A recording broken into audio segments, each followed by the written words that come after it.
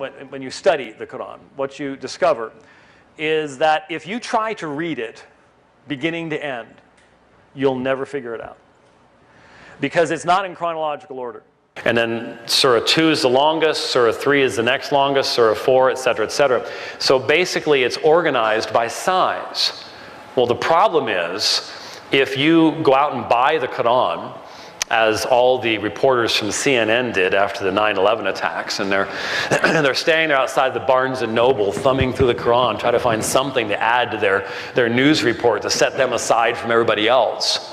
And they can't make heads or tails out of it. It's just a bunch of stuff about one God and, don't do this to camels, and, and they can't make heads or tails out of it.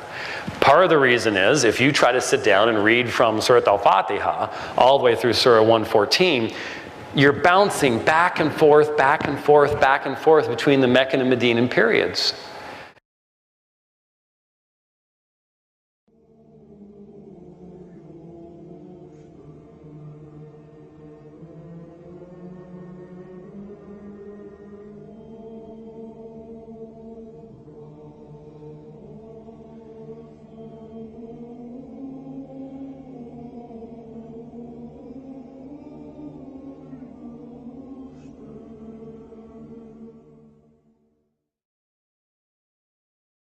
By the way, no other prophet in the Quran, we call him our father other than Adam alayhi salam and Ibrahim alayhi salam. And Adam alayhi salam biologically is all of our father. Biologically. Ibrahim alayhi salam is our father in Iman. Even if you're not biologically connected to him, your genes don't go back to Ibrahim alayhi salam. Rasulullah, by the way, sallallahu alayhi wa sallam, his genes go back to Ibrahim alayhi salam.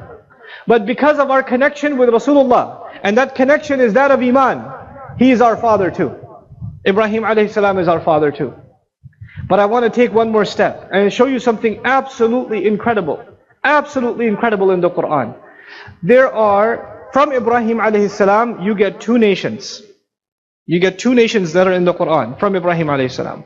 You get the children of Ismail, and the other side you get the children of Ishaq. But actually, more famously, instead of talking about Ishaq, we talk about the grandson of Ibrahim alayhi salam, who is, Israel, Yaqub. And so we more famously call them the children of Israel. You've heard that before, right? So we'll make it simple. On the one hand, Banu Ismail, and the other Banu Israel. Children of Ismail, children of Israel. You with me so far? Two nations. And both of these nations, they go back to who? Ibrahim alayhi salam. Now keep this in mind as I tell you this. There are 3 dreams in the Quran from prophets. 3 dreams that are mentioned in the Quran that go back to prophets.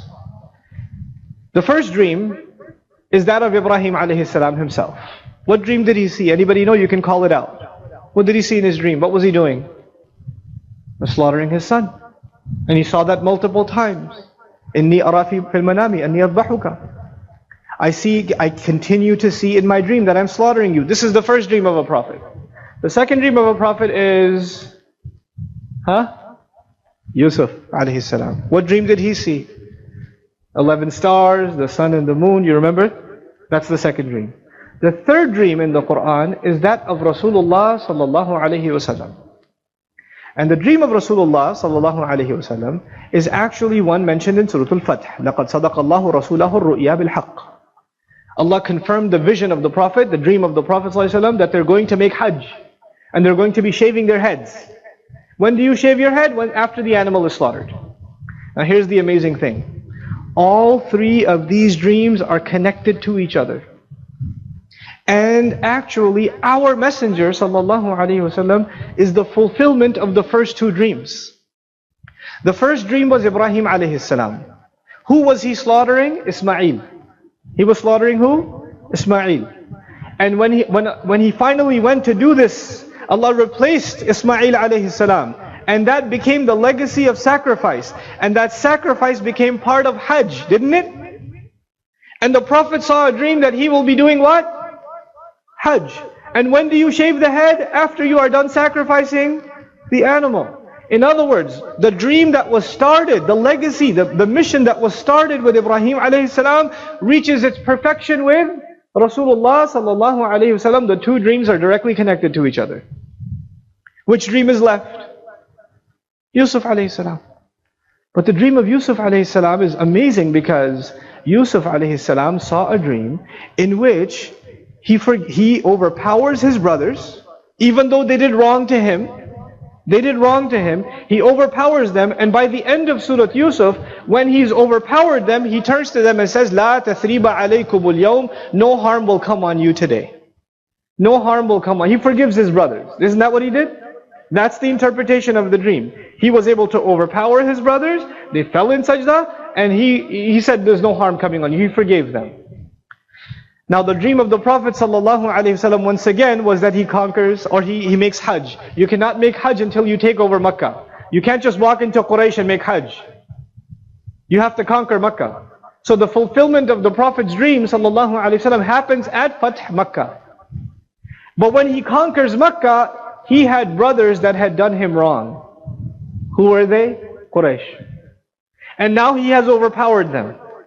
And when he's overpowered them, he should be punishing them. They fought him in Badr, they fought him in Uhud, they fought him in Ahzab, they fought him through conspiracies, they tried to poison him and kill him. They tried all this stuff, and now he's finally overpowered them. This is the time to take revenge. And what does Rasulullah ﷺ say? He says, "I'll say to you what my brother Yusuf says, La tathriba alaykum al-yawm." Exact same words. The Prophet ﷺ is the completion of the dream of Ibrahim with Ismail. And he's also the completion of the dream of who? Yusuf alayhi salam. Now why is that important? Why did I bring this up now? I brought this up now because if you think of the families, remember I talked to you about the families? Ibrahim alayhi salam has two lineages, through Ismail and through Israel. One of the dreams is from this family. The dream of slaughtering his son is from Banu Ismail. The other dream of Yusuf alayhi salam is from the other side, from Banu Israel. Literally, Yusuf alayhi salam is the son of Israel, of Yaqub. And now Rasulullah sallallahu alayhi wasallam is fulfilling both of those family lines. They all come together with him. What we're learning is that when the Rasul of Allah sallallahu alayhi wasallam is the final messenger, it no longer matters whether you're from Bani Ismail or Bani Israel. You are now completely the fulfillment of the legacy of your father Ibrahim. It is absolutely essential that the Muslim understands what is the role of Ibrahim alayhi salam in our thinking. We have to understand this man. We have to, because if we don't understand him, we won't understand even the mission of the Prophet sallallahu alaihi wasallam. As a matter of fact, one of the famous scholars that I'm very inspired by, Hamiduddin Farahi rahimahullah, he said that the entire mission of the Prophet sallallahu alaihi wasallam is to clean the house and to purify the house built by his father. He summarizes the entire legacy of Rasulullah ﷺ as cleaning up the Kaaba so that people can worship Allah again.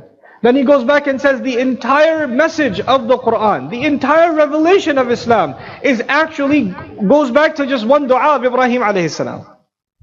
How big is this connection? And they can't make heads or tails out of it. You'll never figure it out. Because it's not in chronological order. The prophets of Allah, Muhammad sallallahu alayhi wa sallam.